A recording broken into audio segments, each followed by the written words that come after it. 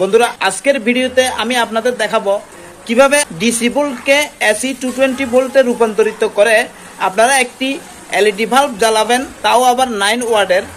তো সেটি আমি আজকের এই ভিডিওতে আপনাদের দেখাবো এবং কি সাথে আপনাদের সার্কিট ডায়াগ্রামটি দিয়ে দিব। আপনারা সার্কিট ডায়াগ্রামটি দেখে নিজেরাই তৈরি করে নিতে পারবেন। তো সম্পূর্ণ ভিডিওটি কন্টিনিউ করবেন, কোথাও স্কিপ করবেন না, তাহলে আপনারা ডায়াগ্রাম সম্পর্কে কিছু বুঝতে পারবেন না। তো চলুন তাহলে আমরা মূল ভিডিওতে দেখে আসি।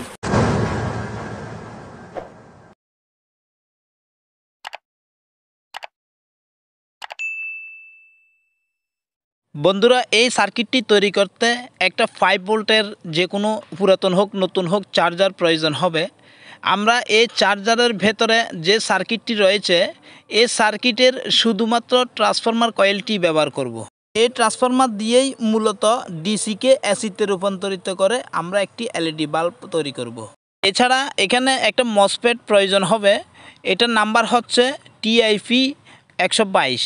এই মসফেটটি আমি ট্রান্সফরমারের সাথে কানেকশান করে নিচ্ছি, দেখুন কিভাবে কানেকশানটি করতেছি এবং আরেকটা রেজিস্ট্যান্স ব্যবহার করতেছি। এই রেজিস্ট্যান্সটির মান হচ্ছে 33K। তো এখানে আমি ব্যাটারি বসানোর জন্য একটা ব্যাটারি কেস নিয়েছি। দেখুন ব্যাটারি পজিটিভটা আমি কানেকশান করেছি এবং নেগেটিভটাও কানেকশান করে নিয়েছি। কানেকশানগুলি কিভাবে হচ্ছে এটির একটি আমি ডায়াগ্রাম আপনাদের দিয়ে দিচ্ছি। এখন আমি একটা হোল্ডার নিয়েছি, ফ্যাস টাইপের হোল্ডারটিও আমি কানেকশান করে নিচ্ছি। আমার এই সার্কিটটি এখন কমপ্লিট হয়ে গেছে। এখন এটি কিভাবে কাজ করে সেটি আমি দেখাবো। এর আগে আমি আরেকটি কথা বলি, আপনারা অবশ্যই মসফেটের উপরে একটা হিট সিং লাগাই দিবেন। এটা যাতে মসফেট যখন গরম হয় যাতে গরম না হয় এই জন্য একটা হিট সিংয়ের প্রয়োজন হবে। এছাড়া একটি 220 ভোল্টের 9 ওয়াটের একটা এলইডি বাল্ব নিয়েছি।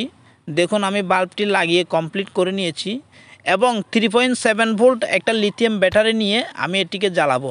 দেখুন এই লাইটটি কিভাবে কাজ করে দেখুন। তো আমি ব্যাটারিটি লাগানোর সাথে সাথে কিন্তু বাল্বটি 220 ভোল্টে জ্বলতেছে। তো এখানে ভিউয়ার্স আপনাদের অনেক কিছু শেখার রয়েছে।